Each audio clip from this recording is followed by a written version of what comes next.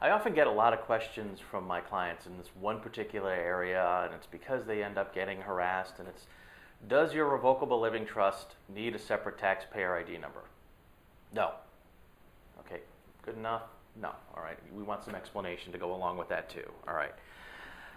The fact is, a revocable living trust is simply taxed based on your taxpayer ID number, which is typically your Social Security number. If it's a married couple, it's whomever the primary taxpayer is. That's the taxpayer ID number.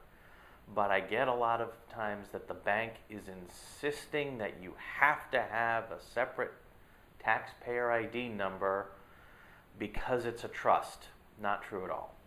And there were lots of people at the bank who were very helpful, and they go, oh, we can just go online and we can put this together and set up a taxpayer ID number. We'll take care of it for you right here. Huge mistake. You're talking now about years of formal requests from the Internal Revenue Service asking you to file a tax return for your on a 1041 for your trust. No, don't do it. Don't do it, don't do it, don't do it, don't do it.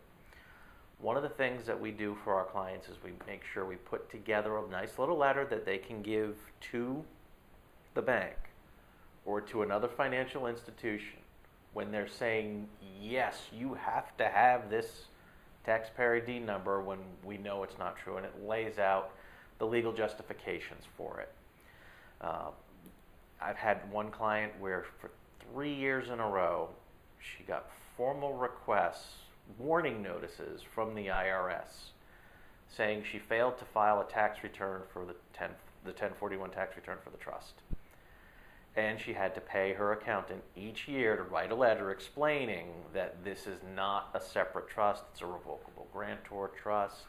She just issues and credits the income on her tax return on the 1040, and it's no big deal, and it really shouldn't be a big deal. This actually has happened quite a bit to the point where we got a separate domain name, so if you don't happen to have that piece of paper, you can download it. Just go to thebankiswrong.com, and there's a little bit of a humorous article that goes along with it. But you can actually have that notification that you can hand to the bank and say, no, you don't need a separate taxpayer ID number. And another thing that happens, and it happens all the time too, the person at the bank doesn't believe you. Well, in that case, make them call the office and talk with somebody on my staff. For some reason, you could tell them 12 times that you don't need a taxpayer ID number, it just uses your Social Security number, but the minute they call us and they talk to one of us and we say, no, you just use a Social Security number, they'll go, oh, okay, and then they do it.